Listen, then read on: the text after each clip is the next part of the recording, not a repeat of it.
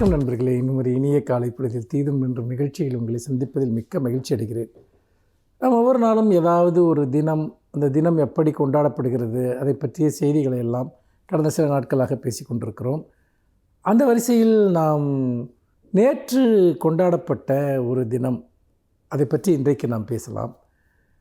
நண்பர்களே, இந்த உலகில் மிகவும் ஒரு அழகான உணர்ச்சி என்று சொன்னால் எதை நீங்கள் குறிப்பிடுவீர்கள்?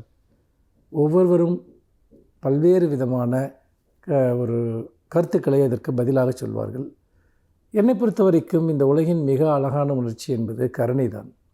கருணைதான் மனித குலத்தை மேலும் மேலும் மேலும் அது பாதுகாக்கக்கூடிய ஒன்றாக, மனிதர்களை எந்த விளிம்பிலும் அவர்கள் அழிந்து விடாமல் அவர்களை தடுத்து நிறுத்தக்கூடிய ஒன்றாக இருந்திருக்கிறது. இந்த உலகம் எவ்வளவோ கொடுமைகளால் நிறைந்திருந்த போதும் கூட கருணை என்ற உணர்வு இந்த உலகத்தில் நீடித்திருப்பதன் மூலமாகத்தான் மனிதகுலம் தன்னுடைய கடைசி நம்பிக்கைகளை தக்க வைத்துக் கொள்கிறது. ஆனால் அதே சமயத்தில் இந்த உலகில் பிறரை ஏமாற்றுவதற்காக பயன்படுகிற ஒரு மிகப்பெரிய ஒரு கருவியாக இருப்பதும் கருணைதான். கருணையின் வழியாக அதிகாரத்தை அடைபவர்கள் இருக்கிறார்கள். கருணையை ஒரு வழிமுறையாக பயன்படுத்தி அவர்கள் ஏமாற்றுகிறவர்கள் இருக்கிறார்கள். இந்த சூழ்நிலையில் தான் நவீன யுகத்தில் கருணை செயல்படக்கூடிய பல இடங்களில் ஒன்று சோஷியல் மீடியா, சமூக வலைத்தளங்கள்.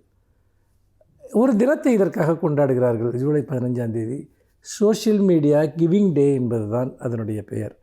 அதாவது சமூக வலைத்தளங்களின் மூலமாக பல்வேறு விதமான நற்காரியங்கள் நடைபெற முடியும் என்பதற்கு பல உதாரணங்கள் இருக்கின்றன. உதாரணமாக, இரத்த தானம் செய்ய வேண்டும் என்றால் சமூக வலைத்தளங்களில் இந்த குரூப் இரத்த வகை தேவை என்று கேட்டால் பலரும் முன்வந்து அதை தர தயாராக இருக்கிற சூழலை நாம் பார்க்கிறோம். அதேபோல் மிக கொடுமையான நோய்களுக்கு ஆட்பட்டு, அதாவது ஒரு அபூர்வமாக வரக்கூடிய நோய்களிலிருந்து தொடங்கி பல்வேறு விதமான நோய்களுக்கான அதற்கு சிகிச்சை எடுத்துக்கொள்ள வசதி இல்லாதவர்கள் சமூக வலைத்தளங்களின் மூலமாக வைக்கிற கோரிக்கையின் அடிப்படையில் பலருக்கும் பல உதவிகள் கிடைத்திருப்பதை நாம் பார்க்கிறோம். அப்புறம் கல்வி தொடர்பான விஷயங்கள், படிப்பதற்கான எல்லா திறனும் இருந்தும் கூட ஒரு குறிப்பிட்ட அளவு பணம் இல்லாதனால் படிப்பை தொடர முடியாமல் போனவர்கள், அவர்களுக்கும் கூட சமூக வலைத்தளங்களின் மூலமாக பல உதவிகள் கிடைத்திருக்கின்றன. இப்படியாக பல்வேறு நிலைகளில் மனிதர்களுக்கு உதவக்கூடிய ஒன்றாக, மனிதர்களை ஒரு கருணை சார்ந்து இணைக்கக்கூடிய ஒன்றாக சமூக வலைத்தளங்கள் இருக்கின்றன. இந்த உணர்வுகளை மேம்படுத்துவதற்காகவும் பரவலாக்குவதற்காகவும் தான் இந்த சோஷியல் மீடியா கிவிங் டே என்பது பின்பற்றப்படுகிறது. ஆனால் இந்த உலகத்தில் எந்த ஒரு நன்மை தோன்றினாலும் அதனுடைய போலி ஒன்று உடனே தோன்றிவிடுகிறது. எந்த ஒன்று சிறந்ததாக இந்த உலகத்தில் உருவானாலும் அதனுடைய மோசமான ஒரு வடிவம் ஒன்று உருவாகிவிடுகிறது. அப்படித்தான் சமூக வலைத்தளங்களை பயன்படுத்தி, அதாவது பொய்யான கோரிக்கைகளின் அடிப்படையில் பச்சாதாபத்தை தூண்டி பலனடைபவர்கள் இருக்கிறார்கள். அதேபோல் ஆசை வார்த்தை கூறி ஏமாற்றுகிறவர்கள் இருக்கிறார்கள். குறுக்கு வழியில் பணம் ஈட்டுவதற்கான வழிகளை சொல்பவர்கள் ஏராளமாக இருக்கிறார்கள். அதில் ஒன்று இது போன்ற சில பொய்யான துயரமான ஒரு கோரிக்கைகளை முன்வைத்து பணம் சம்பாதிப்பவர்கள். நாம் நிச்சயமாக சமூக வலைத்தளங்களில் வரக்கூடிய எல்லா கோரிக்கைகளையும் புறக்கணிக்க வேண்டியதில்லை. அவற்றை சீர்தூக்கி பார்த்து அவற்றை ஆராய்ந்து நம்பகமான ஒரு உதவியாகத்தான் அதை கேட்கிறார்களா என்பதை பரிசீலித்து நம்மால் முடியுமெனில் நாம் அந்த உதவியை செய்வதில் எந்த தவறும் இல்லை. பலரும் அப்படி உதவக்கூடிய பல பணிகளை செய்து கொண்டிருக்கிறார்கள். ஆகவே இந்த சோஷியல் மீடியா கிவிங் டே என்பதில் நாம் சமூக வலைத்தளங்களில் வரக்கூடிய உதவிக்கான கோரிக்கைகளை பரிசீலித்து ஒவ்வொருவருமே தம்மால் என்ற உதவிகளை செய்யலாம், அல்லது உதவக்கூடியவர்களோடு உதவி வேண்டுபவர்களை இணைக்கலாம். கருணைக்கு பல பாதைகள், அதில் சமூக வலைத்தளங்களும் ஒன்று என்பதை நாம் நினைவில் கொள்வோம். மீண்டும் இன்னும் ஒரு புதிய சிந்தனையோடு உங்களை சந்திக்கிறேன். நன்றி, வணக்கம்.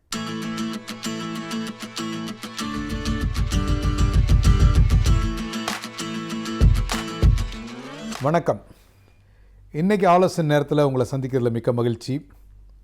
தொடர்ந்து கல்வி மற்றும் வேலைவாய்ப்பு சம்பந்தப்பட்ட பலவிதமான கருத்துக்களையும் ஆலோசனைகளையும் பார்த்து கொண்டிருக்கிறோம். அந்த வகையில் இன்றைக்கு தனித்திறன் எவ்வாறு ஒரு நிறுவனத்தில் நாம் வளர்ச்சி பெறுவதற்கும் நிறுவனத்தில் வேலைவாய்ப்பு பெறுவதற்கும் உதவுகிறது என்பதை பார்க்கலாம். நம்ம என்னைக்கு ஒருத்தர் ஒரு நிறுவனத்தை என்னோட சொந்த நிறுவனம் அப்படிங்கிற மாதிரி பார்க்க ஆரம்பிக்கிறாரோ அப்போது நிச்சயமாக அவர் அந்த நிறுவனத்துடைய ஒரு முதலாளி இடத்திற்கு வளர்வதற்கான வாய்ப்பு இருக்கிறது. எந்த நிறுவனத்தின் வளர்ச்சியில் நமது வளர்ச்சி இருக்கிறது அப்படின்னு ஒருத்தர் நினைக்கிறாரோ அப்போ அவர் அந்த நிறுவனத்துடன் சேர்ந்து வளருவதற்கான வாய்ப்பு இருக்கிறது. நான் இந்த நிறுவனத்தின் ஒரு சாதாரண சம்பளம் பெறும் தொழிலாளி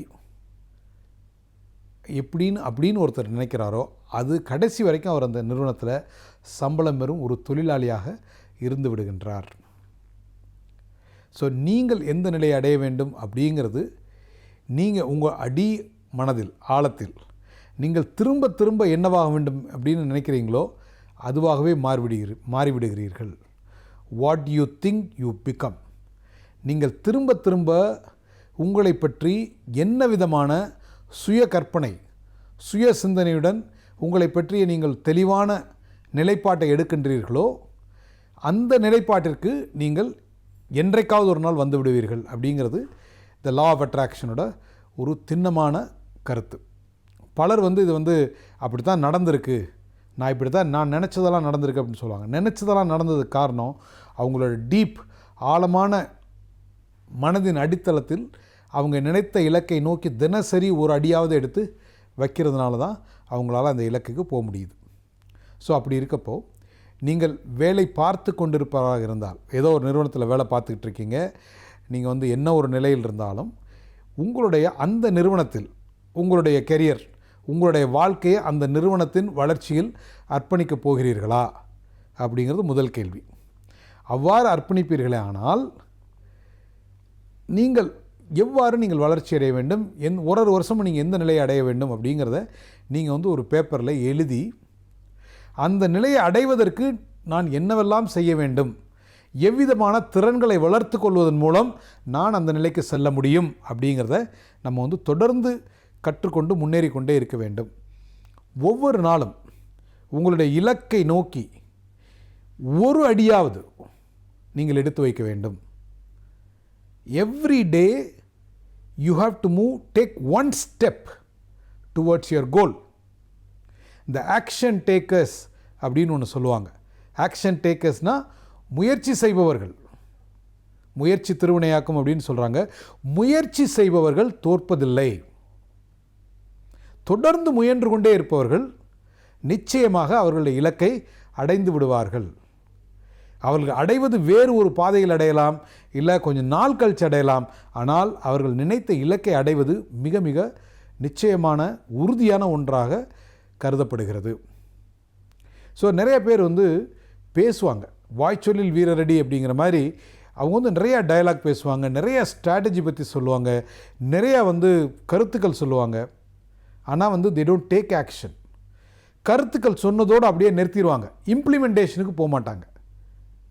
ஒருத்தர் ஐடியேட் பண்ணி ஒரு புதிய ஐடியா க்ரியேட் பண்ணி அந்த ஐடியாவில் யார் அதை இம்ப்ளிமெண்ட் பண்ணுறதுக்காக தினசரி உழைக்கிறார்களோ அவர்கள் தான் மேலே உயரமாக வளர்கிறார்கள். இன்றைக்கி அந்த ஃபேஸ்புக்கோட ஓனரை சொல்கிறாங்க, அவர் இளம் வயதில் பெரிய உலகத்தின் பணக்காரர் அப்படின்னு சொல்கிறாங்க. அவர் நினைச்ச ஒரு ஐடியாவை அவர் எப்படி ஒரு உன்னதமான முறையில் அதை நடைமுறைப்படுத்தினார் அப்படிங்கிறதுலாம் அவருடைய வெற்றி இருக்கிறது. நம்ம ஊர்லேயே நம்மளோட நண்பர்களே சில பேர் இளம் வயதில் அவர்கள் நினைத்த இலக்கை அடைந்திருப்பார்கள். நம்ம உடனே என்ன சொல்லுவோம், அவருக்கு லக்கு, இல்லை அப்பா பண்ணிட்டாரு, மாமனார் பண்ணிட்டாரு, ஏதோ ஒரு வேறு காரணத்தை சொல்லுவோம். அவர் உழைத்தாருங்கிற காரணத்தை தவிர அவரோட முயற்சியை குறைவாக மதிப்பிட்டு மற்ற எல்லாத்தையும் பேசுவோம். எந்த ஒரு வெற்றிக்கு பின்னாலும் கடுமையான அதீத ஆர்வமும் அதீத உழைப்பும் இருக்குது அப்படிங்கிறத நம்ம என்றைக்குமே மறுக்க முடியாது. எளிதாக மேலே செல்லுகின்ற எதுவும் அதே வேகத்தில் கீழே வந்துவிடும் அப்படிங்கிறது எல்லாருக்கும் தெரிஞ்ச ஒன்று. ஸோ அப்படி இருக்கப்போ ஒரு நிறுவனத்தில் நீங்கள் உங்களுடைய உயர்ந்த இலக்கை அடைய வேண்டுமென்றால் அந்த இலக்குக்கு போவதற்கு என்னவெல்லாம் செய்ய வேண்டும், அந்த இலக்கை அடைவதற்கு என்ன விதமான திறன்களை வளர்த்து கொள்ள வேண்டும், அந்த இலக்கை அடைவதற்கு நாம் எவ்வாறு நம்மை தினசரி மாற்றி அமைத்து கொண்டிருக்க வேண்டும் அப்படிங்கிறத புரிஞ்சுக்கிட்டு தினசரி அந்த இலக்கை நோக்கி ஒரு அடியாவது, ஒரு step, a journey of 1000 miles start with the first step, one single step.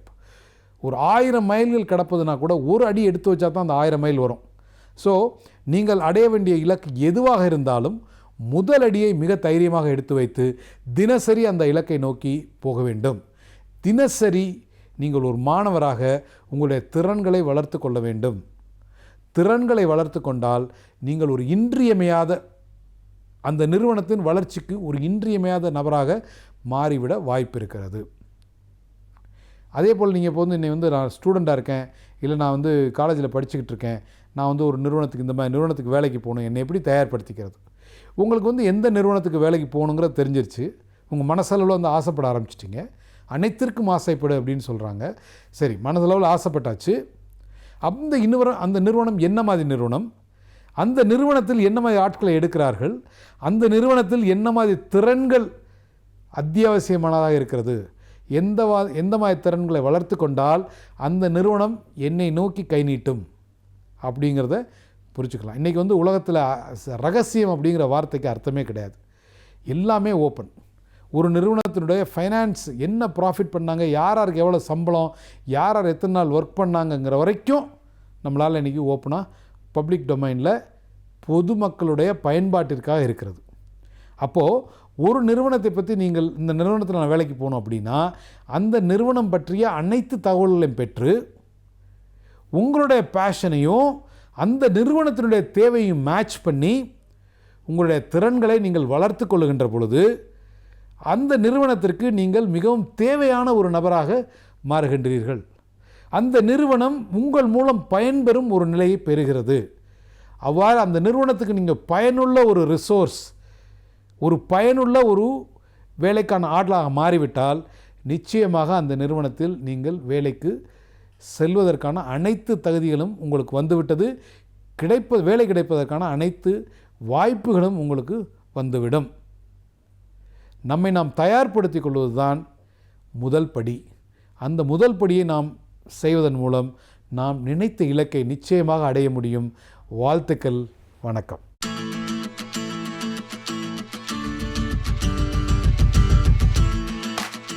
அனைவருக்கும் என் அன்பு வணக்கம். ஆங்கிலத்திலே உட்டோப்பியா என்னும் சொல்லை நம்மில் பலரும் அறிவோம்.